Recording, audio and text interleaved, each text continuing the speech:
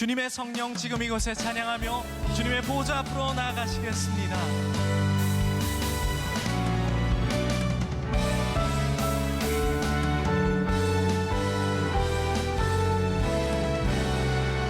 주님의 성령, 주님의 성령 지금 이곳에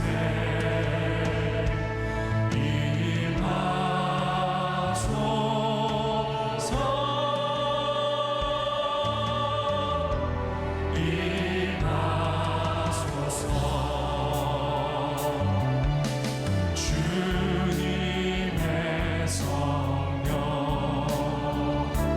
지금 주님 이곳에서 구하는 자마다 주님의 피 묻은 옷자락을 만지게 하여 주시고 예수 나의 치료자를 고백하게 하시며 구하는 자마다 성령을 받게 하여 주셔서 이전에 살 수 없던 삶을 살도록 인도하여 주옵소서.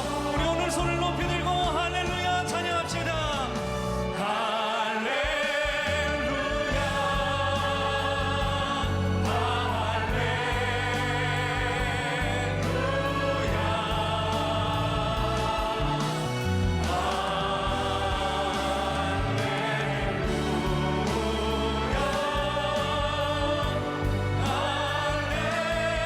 찬양 받으실 주님, 우리가 보혈을 구합니다. 성령을 구합니다.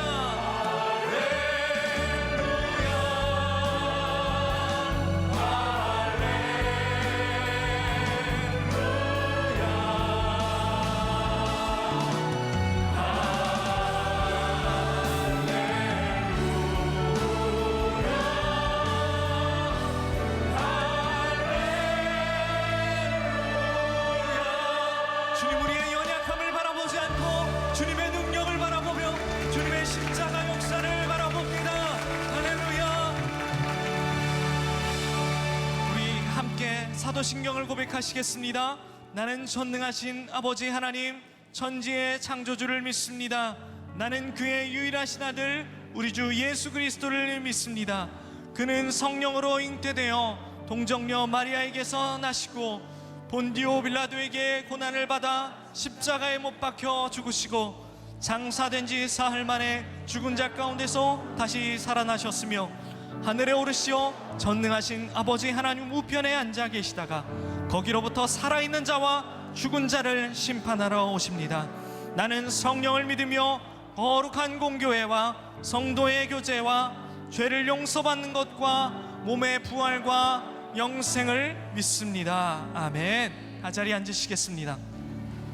우리의 하나님은 사랑의 하나님이신 동시에 공의의 하나님이십니다. 그래서 우리를 각 사람의 행위대로 심판하셔야만 합니다. 그래서 우리는 성경의 말씀처럼 낮에와 같이 단정하고 우리가 방탕하지 않는 길로 행해야 할 줄로 믿습니다. 우리가 잠깐 이 세상을 사는 동안에 주를 기쁘시게 하여 면류관을 받는 우리 모든 성도 되기를 원하며 함께 찬양하겠습니다.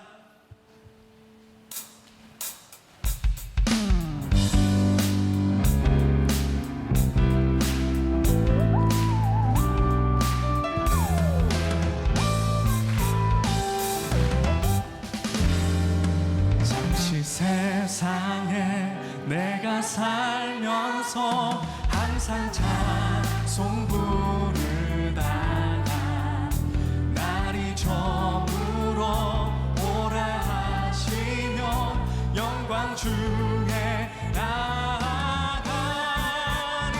열린 천국문 내가 들어가 세상 짐을 내려놓고 빛난 면류관 받아 쓰고서 주와 함께 길이 눈물 골짜기 더듬으면서 나의 갈 길 다간 후에 주의 품 안에 내가 안기어 영원토록 살리로다.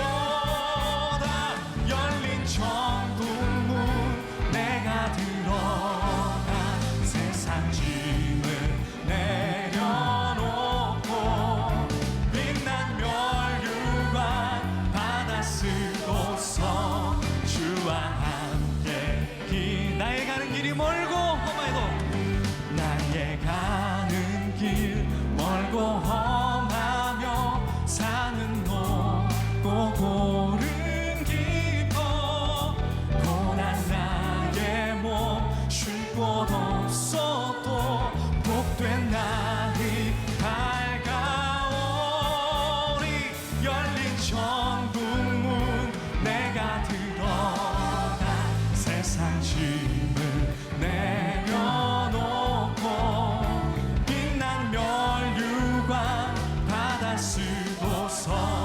주와 함께 열린 천국문, 열린 천국문, 내가 들어가 세상 짐을 내려놓고 빛난 멸류관 받아 쓰고서 주와 함께. 마지막입니다. 열린 천국문, 열린 천국문, 내가 들어가 세상 짐을 내려놓고 빛난 멸류관 받아 쓰고서 주와 함께 이리 살. 할렐루야. 주님은 사랑과 자비의 마음으로 우리를 끝까지 돌아오라고 말씀하십니다. 요한일서의 1장 9절에 이런 말씀이 있습니다. 만일 우리가 죄를 자백하면 그는 미쁘시고 의로우사 우리의 죄를 사하시며 우리를 모든 불의에서 깨끗하게 하실 것이요. 그 하나님의 마음을 우리가 말씀 가운데 발견하는 귀한 주일 되길 원합니다.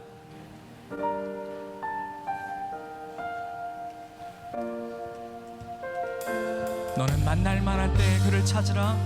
가까이 계실 때 여호와께 돌아가자. 넘어져도 우린 넘어져도 그 사랑 영원하네. 할렐루야. 우리에게 진정한 사랑을 보여주시고 또 다른 찬스를 주시는 우리 주님께 영광의 박수를 올려드립니다. 기도하시겠습니다. 반드시 각 사람의 행위대로 심판하실 주님, 우리는 하나님의 사랑을 오해하고 하나님의 성품을 오해하는 부족함을 가지고 하나님이 품어주시기를 원하며 이 자리에 다시 왔습니다. 의로우신 재판장 주님 앞에 우리가 겸손히 경외함으로 서게 하여 주시고 단정한 마음과 겸비되는 은혜에 예배되게 하여 주옵소서. 노하기를 더디하시는 하나님의 자비를 구합니다. 우리에게 남은 기회가 있을 때 우리를 기다리시는 여호와, 부르시는 여호와의 마음을 깨닫고 보좌 앞으로 뛰어가게 하여 주옵소서. 오늘 말씀 앞에 섭니다. 준비된 말씀 위에 우리의 하나님 성품을 예비시키고 겸비시키는 주님의 말씀으로 생명의 시간으로 삼아 주시옵소서. 이 시간 모든 예배와 말씀 가운데 주님의 성령을 덧입혀 주옵소서. 오늘 우리 가운데 함께 하실 주님을 의지하오며 예수님의 이름으로 기도합니다. 아멘.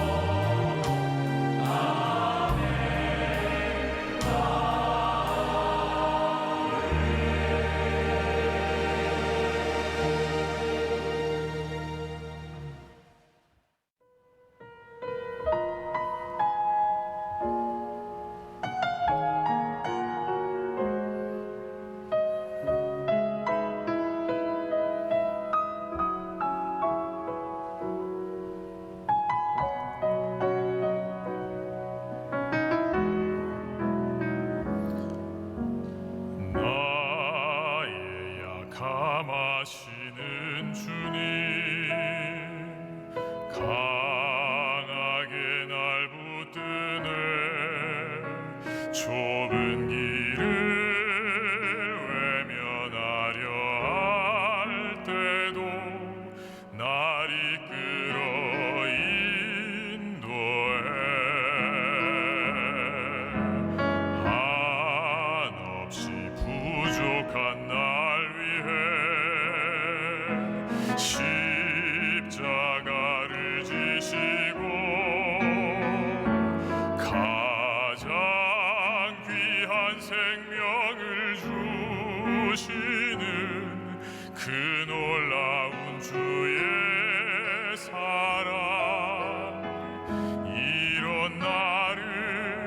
어찌 사랑하셔서 회복시키고 다시 순종하게 하실까. 그 은혜로 새로운 삶을 살게 하니 그분께 다시 고백하겠네. 나의 하나님, 나의 하나님, 내게 주신 사랑 본받아 나를 통해 저 사망의 길 헤매는 사람들을 주께 돌아오게 하소서. 나의 하나님, 나의 하나님, 주만 바라보게 하시고 믿음으로 세상을 이기며 날마다 승리케 하여 주소서.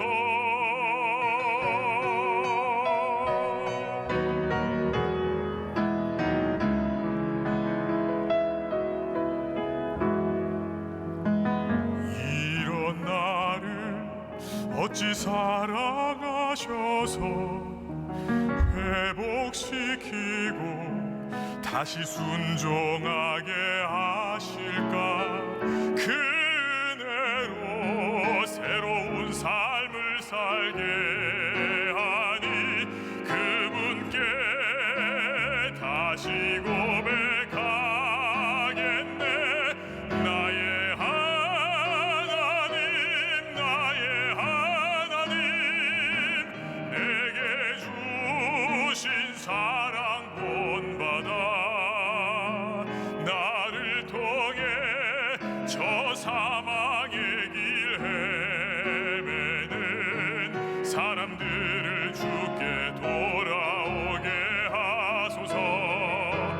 나의 하나님, 나의 하나님, 주만 바라보게 하시고 믿음으로 세상을 이기며 날마다 승리케 하여 주소서.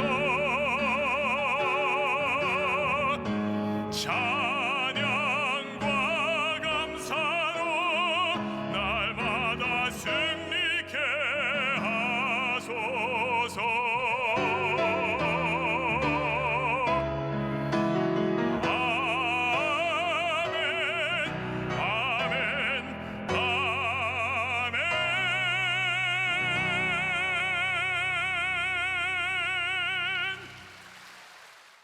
자, 오늘 인생의 질문 말씀으로 답하다 시리즈 5번째 시간이 되겠습니다.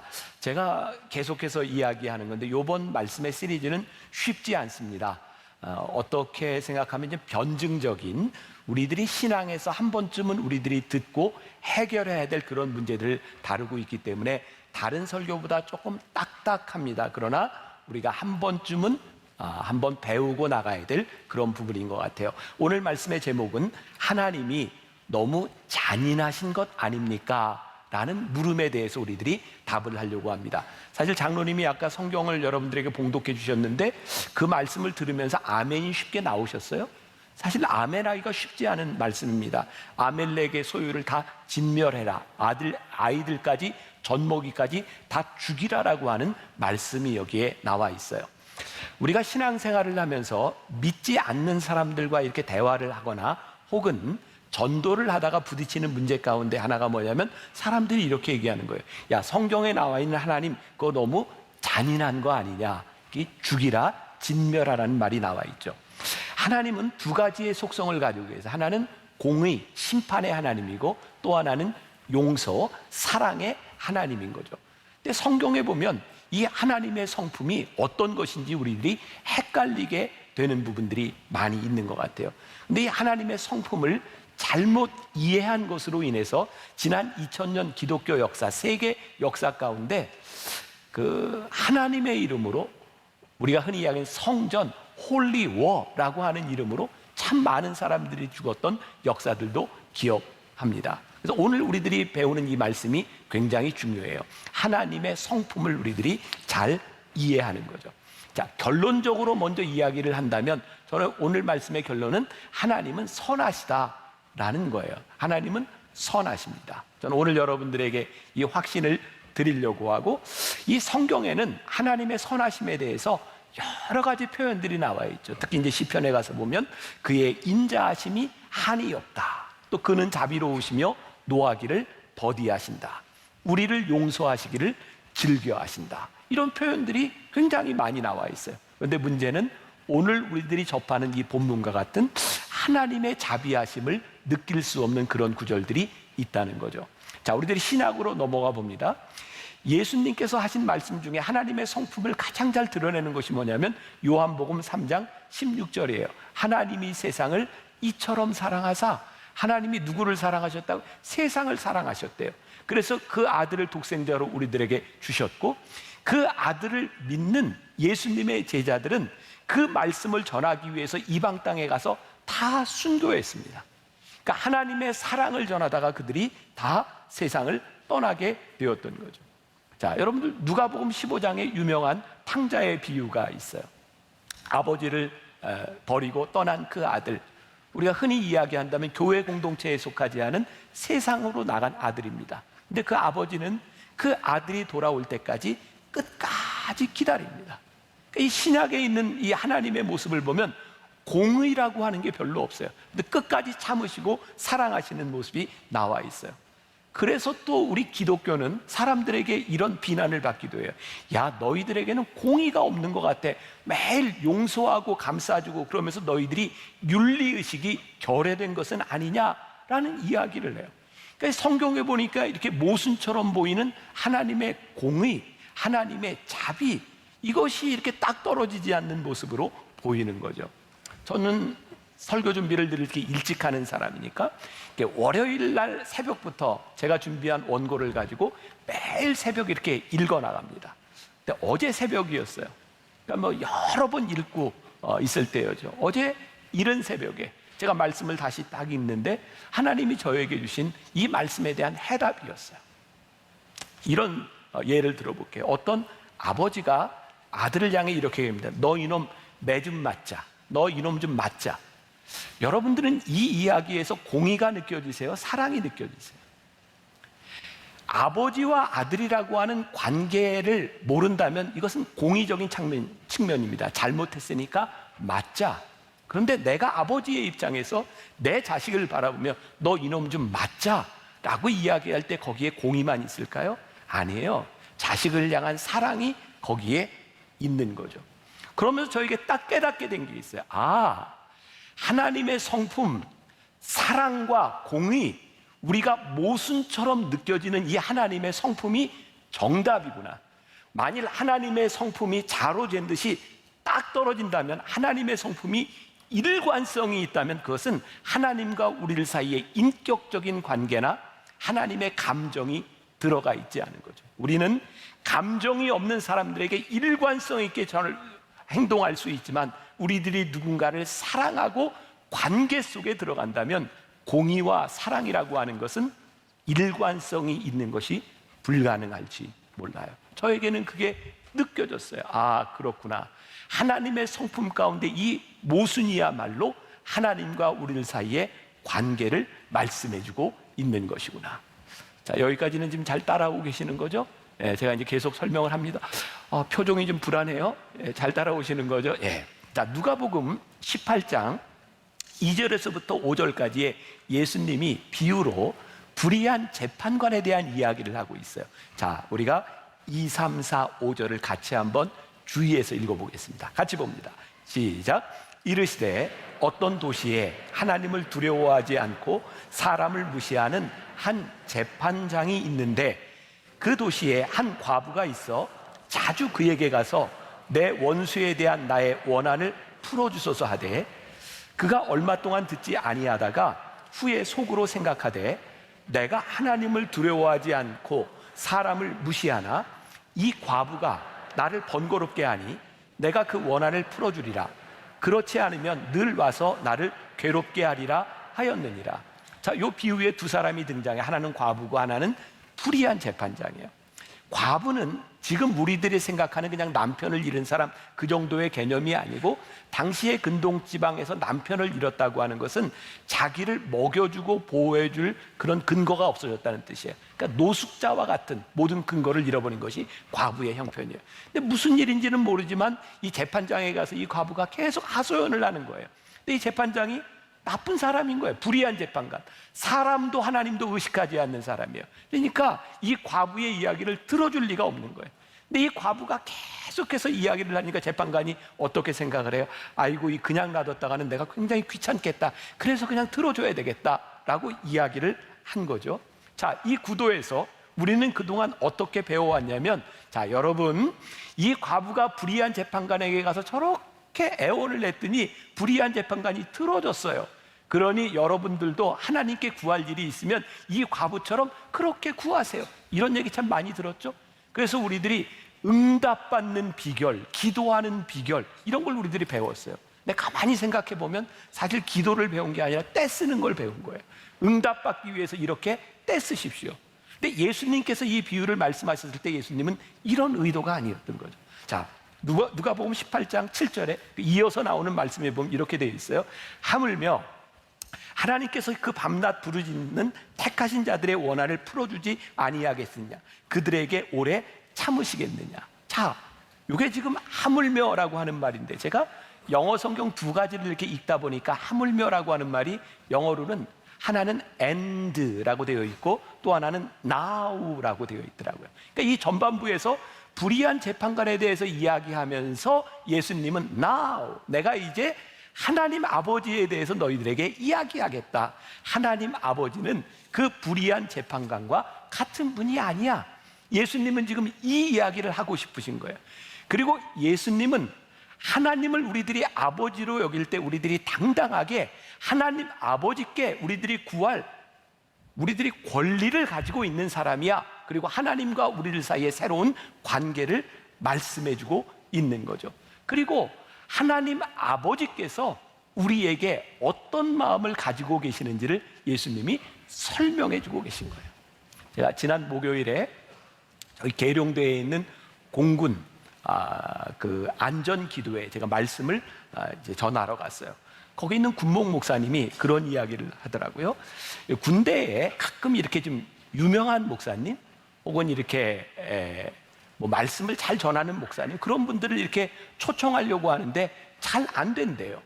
그런데 그런 목사님들을 초청하는 방법이 아주 쉬운 방법이 있는데, 그 훈련소나 부대에 들어온 아들이 있을 때 그 교회에 직접 얘기하지 않고 아들을 통해서 얘기하면 그게 직방이랍니다. 그래서 그분이 그런 얘기를 교인들한테 그렇게, 여러분 아들의 특권을 사용하세요. 근데 제가요, 저도 그렇게 쉬운 사람 아닌 건 아시죠?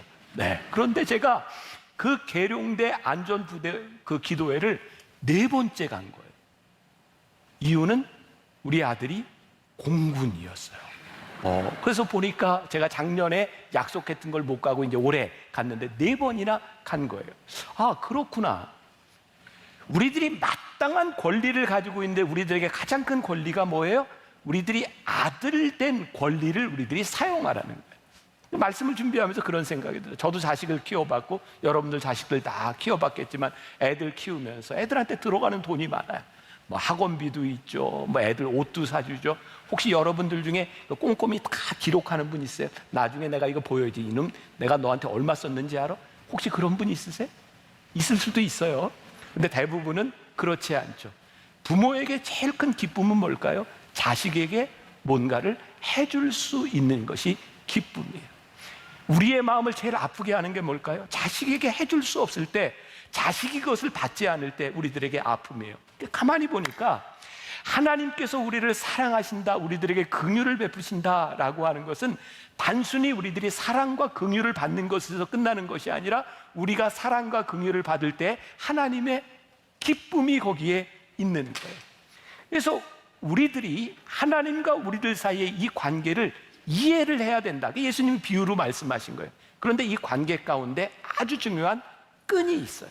자, 레위기 26장 3절에 너희가 내 규례와 계명을 준행하면, 그리고 신명기 28장 2절에 보니까 내가 내 하나님 여호와의 말씀을 청종하면 이 모든 복이 내게 임하며 내게 이르리니. 그러니까 구약에도 그렇고 신약에도 그렇고 우리 하나님 아버지는 우리를 향한 긍휼과 자비하심이 다 있어요. 그런데 거기에 뭐가 있어요? 하나의 끈이 있는데 뭐냐면 너희들이 하나님의 말씀을 잘 청종하면. 자, 오늘 여기 예배를 드리는 우리들 가운데 어떤 사람은 하나님의 은혜를 경험하는 사람도 있을 거고요, 어떤 사람은 지금 하나님의 심판을 경험하는 사람도 있을 거예요. 그런데 은혜와 심판 모두 다 하나님께서 우리를 향한 선한 마음을 가지고 계시는데 우리들이 경험하는 이 다른 것은 어디의 문제이다? 하나님과의 끈의 문제가 있을 수 있는 거죠. 사무엘하 12장에 우리가 잘 아는 다윗의 범죄한 이야기가 나와요. 다윗이 밧세바를 범했어요. 무서운 죄를 지었어요. 그때 하나님께서 나단 선지자를 통해 보내서 다윗을 무섭게 질책하시는 이야기가 나옵니다. 사무엘하 12장 7절부터 9절까지 잘 들어보세요. 제가 읽어드립니다. 내가 너를 이스라엘 왕으로 기름 붓기 위하여 너를 사울의 손에서 구원하고 내 주인의 집을 내게 주고 만일 그것이 부족하였을 것 같으면 내가 내게 이것저것을 더 주었으리라. 그러한데 어찌하여 내가 여호와의 말씀을 업신여기고 나보기에 악을 행하느냐. 무섭게 다윗에 대하여 질책하고 심판하고 계시거든요. 그런데 뭐라고 말씀하세요? 하나님께서는 너에게 주려고 하는 그 선한 마음이 있는데 내가 그것을 구하지 않고 내가 범죄함으로 인하여 내가 지금 심판을 받고 있다는 말씀입니다. 그러니까 오늘 우리들이 심판을 경험하고 우리들이 하나님의 공의를 경험하고 이것이 어디의 문제예요? 우리들이 지금 가지고 있는 문제일 수가 있다는 거죠. 여러분들은 하나님이 택하신 자로 지금 어떤 하나님과의 관계 속에서 어떤 경험을 하고 있는가? 우리들은 지금 심판을 보고 있는가? 아니면 참으시는 하나님의 사랑을 보고 있는가? 누구를 위하여 하나님은 심판을 하고 계시는가? 하나님의 공의는 왜 일어나고 있는가? 그리고 하나님의 심판의 이 가운데는 우리들이 알지 못하지만 하나님의 인내가 있다는 거예요. 자, 제가 중요한 말씀을 드립니다. 여러분, 우리들이요, 어떤 사람에게 일어나고 있는 심판, 어떤 사람에게 향하는 사랑, 우리는 그 사람에게 어떤 일들이 일어나고 있는지를 알지 못해요. 제가 이제 설명을 할 거예요. 이제 아말렉에 대해서도 우리는 그 사람들이 하나님과 어떤 관계 속에 있는지 몰라요. 우리들이 아는 것은 딱 한 가지입니다. 내가 하나님의 관계 속에서 어떤 모습을 우리들이 가지고 있는가. 하나님이 누구를 택하셨는지, 누구를 먼저 택하셨는지, 이것은 하나님의 주권에 속하는 문제. 이건 우리들이 알 수 없어요. 저는 이 설교를 하면서도 제가 여러분들에게 이 말씀을 전하면서도 내가 알 수 없는 분들이 참 많이 있다. 근데 하나님은 우리들이 알 수 없는 부분에 대해서 물으시는 분이 아니라 지금 우리들이 알고 있는 일들에 대하여 책임을 물으신다는 거예요. 중요한 것은 하나님께서 오래 참으시고 또 우리들에게 심판의 시간들이 오고 있다는 거예요. 베드로후서 3장 9절에 보니까 오직 주께서는 너희를 대하여 오래 참으사라고 되어 있어요. 제가 또 중요한 걸 하나 생각하게 되었어요. 하나님이 우리를 심판하신다고 하는 이 공의가 굉장히 무섭다고 생각했는데 이 심판이 사실은 우리들에게 하나님의 놀라운 사랑이구나라는 것을 또 깨닫게 돼요. 왜? 우리들에게 아직 오지 않는 이 심판은 우리를 오래 참으시는 하나님의 사랑이 전제되어 있기 때문에 그래요. 또한 하나님께서 우리를 심판하시지 않는다면 우리는 우리의 죄에서 돌이키지 않아요. 그러니까 놀랍게도 이 공의, 하나님의 잔인함이라고 생각하는 이 하나님의 심판 가운데서 우리는 오히려 하나님의 사랑을 느낄 수 있어요. 고린도전서 13장 4절에 사랑에 대한 정의를 내리면서 사랑은 오래 참고 라는 말씀이 있어요. 이 오래 참고라고 하는 말이 어떤 의미를 가지고 있냐면 물을 끓일 때, 여러분 100도가 돼야 물이 끓잖아요. 물을 끓일 때 이 끓는 것을 조절하는 것은 뭐냐면 불꽃의 강도를 조절하는 거예요. 참는다고 하는 것은 뭐냐면 하나님께서 우리들에게 이 불꽃의 강도를 조절하고 계신다라는 말씀이에요. 심판의 시간까지 우리를 참고 인내하시는 하나님의 사랑. 그런데 다시 이야기한다면 하나님과 나와의 관계 속에서는 내가 책임이 있지만 누군가에게 일어나는 일들에 대하여 우리는 알지 못하는 것이 많다는 거예요. 제가 지난주에 말씀을 전하면서 그런 이야기를 했어요. 제가 모든 것을 다 알 수 없고 설명할 수 없지만 한 가지 분명한 것은 내가 하나님의 은혜를 경험하면서 내 경험을 이야기할 수 있는 것이다. 저는 제가 하나님의 은혜를 받고 그런 고백을 했거든요. 하나님이 나를 참 사랑하시는구나. 제가 살아왔던 삶의 모든 순간들 가운데 하나님이 나를 떠나신 적이 없고 하나님이 나를 사랑하셨구나. 이 제가 살았던 이 시간 가운데는 많은 일들이 있어요. 그런데 하나님의 참으시는 하나님의 사랑이 제 안에 있었다고 하는 것을 고백하게 되죠. 제가 예전에 그런 얘기를 들었어요. 의사 선생님들이 수술을 할 때 특히 이제 외과 쪽에 수술을 하는 분들이 뭐냐 암 수술이나 이런 수술을 하게 될 경우에 아내나 자식, 사랑하는 사람들을 이렇게 수술하는데 본인이 하지 않고 다른 분들에게 맡길 때가 있다는 거예요. 이유는 그 암덩어리나 이런 살들을 이렇게 드러내야 되는 그 수술들이요, 자기 사랑하는 사람들의 살을 떼어야 되는 일들이 그렇게 쉽지 않다는 거예요. 만일 동정심으로 인하여 그 수술을 제대로 못한다면 생명을 잃을 수도 있는 거예요. 우리는 지금 눈앞에 보이는 동정심, 하나님 잔인하십니다 라고 하는 그것보다 더 크고 더 놀라운 생명을 향한 하나님의 역사가 있다고 하는 것을 우리들이 모를 때가 많이 있다는 거예요. 저는 그런 생각을 해요. 우리들이 알지 못하는 하나님의 사랑이 우리 가운데 있구나. 제가 이제 증명을 하려고 그래요. 자, 오늘 우리들이 읽었던 사무엘상 15장 말씀에 이 아멜렉을 진멸하라고 하는 말씀, 사무엘상 15장 3절에 있는데 바로 이 말씀 전에 사무엘상 15장 2절에 보니까 이런 말씀이 있어요. 자, 뜻이 있겠죠. 자꾸 이렇게 졸지 말라고. 자, 15장 2절 우리 같이 한번 봅니다. 시작. 만군의 여호와께서 이같이 말씀하시기를 아말렉이 이스라엘에게 행한 일 곧 애굽에서 나올 때에 길에서 대적한 일로 내가 그들을 벌하노니. 우리가 3절만 보면 하나님 너무 잔인해. 그런데 2절에 보니까 하나님께서 그들을 멸해야 되는 이유에 대해서 말씀하고 계세요. 그들이 하나님께서 택하신 백성을 굉장히 괴롭혔던 것 같아요.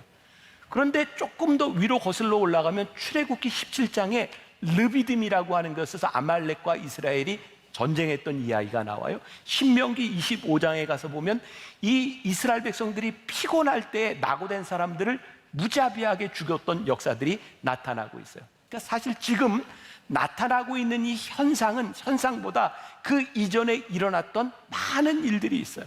그럼 우리들에게 이런 또 질문이 생기는 거예요.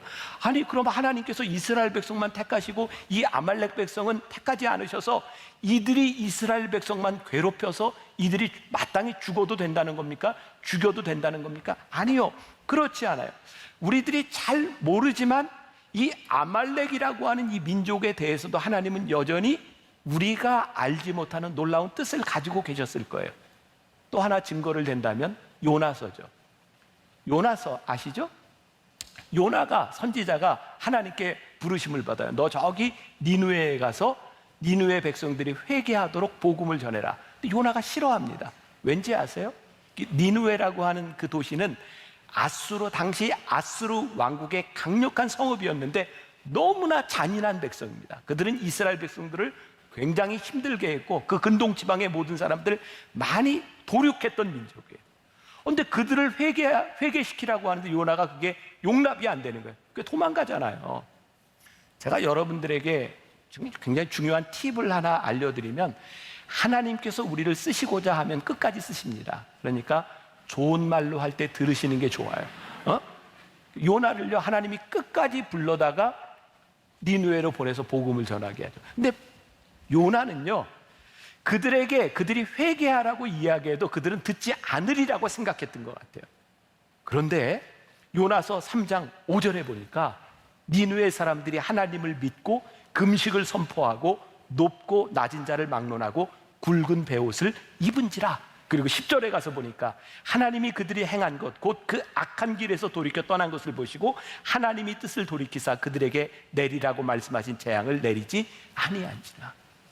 참 놀라운 것은요, 이스라엘 백성에게만 하나님의 심판과 하나님의 축복이 있는 것이 아니고 다른 민족에게도 동일하게 있었다는 거예요. 그러니까 우리들이 아말렉에 대해서 다 이해하지 못하는 부분들이 있을지 모르지만 그 일은 지금 현상만으로 생각할 수 있는 일은 아닌 거죠. 그래서 우리들이 하나님의 관점, 하나님의 생각, 우리들의 좁은 소견이 아니라 좀 더 넓은 하나님의 관점으로 우리의 신앙을 보는 것이 굉장히 중요해요. 제가 또 하나 중요한 근거를 하나 대드려요. 이스라엘 백성들이 출애굽해서 가나안 땅으로 갑니다. 40년 동안 광야를 헤매는 동안 이스라엘 백성들이 광야에서 우상을 숭배하고 간음하고 그들이 음욕을 품은 것으로 인하여 그들이 하나님께 징계를 받습니다. 세상에 광야에서 하나님 불뱀을 보내셔서 그들을 물게 하시고 죽게 해요. 이스라엘 백성들이 하나님을 신뢰하지 않고 하나님을 의심하고 그들이 많은 죄를 지은 것으로 인하여 처음 출애굽했던 세대 중에 여호수아와 갈렙 두 사람만을 남기고 나머지는 다 광야에서 죽습니다. 아세요? 이 심판이 아말렉에만 있는 것이 아니라 이스라엘 백성에게도 동일하게 있었다는 사실이에요. 하나님의 자비하심이 이스라엘에만 있었던 것이 아니라 아수르 이 아말렉 백성에게도 동일하게 있었다는 사실이에요. 우리는 우리의 눈에 보이는 현상만을 가지고 하나님 잔인하시다라고 말하는데 사실 그 일에는 많은 역사와 숨겨져 있는 일들이 있다는 거예요. 우리들에게 제일 중요한 것은 우리들이 하나님과의 인격적인 관계 속에서 우리는 하나님의 심판을 경험하는가 아니면 하나님의 긍휼하심을 경험하느냐죠. 여러분들에게 영화를 하나 시켜드리려고 그래요. 참 잘 만든 영화입니다. 재밌어요. 영화가 좀 잔인합니다. 블러드 다이아몬드라고 하는 영화, 꽤 오래된 영화인데 제가 말씀을 준비하다가 그때 영화를 보면서 굉장히 강하게 제가 받았던 느낌이 생각이 났어요. 이 블러드 다이아몬드, 피의 다이아몬드라고 하는 것은 당시 아프리카에 이 다이아몬드를 팔아가지고 반군들이 전쟁을 일으키기 때문에 다이아몬드를 블러드 다이아몬드, 피의 다이아몬드라고 불렀던 거죠. 이 영화는 시에라리온이라고 하는 곳에서 반군들이 이 다이아몬드를 캐고 그걸 팔아서 이제 전쟁 기금을 만들고 그러는 거예요. 거기에서요, 혹시라도 다이아몬드를 숨기면 바로 죽입니다. 막 손을 자르고 하는 잔인한 장면들이 거기에 나와요. 이게 솔로몬 반디라고 하는 주인공이 등장을 하는데 이 어부였어요. 근데 잡혀가서 이 광산에서 일을 하게 되는데 100캐럿짜리 다이아몬드를 숨깁니다. 이제 그걸 막 찾아가는 그런 과정들이 나오는데 중요한 건 이 솔로몬 반디라고 하는 사람의 아들이 잡혀가서 소년군이 되는데 이 아버지는 지금 이 아들을 구하는 거예요.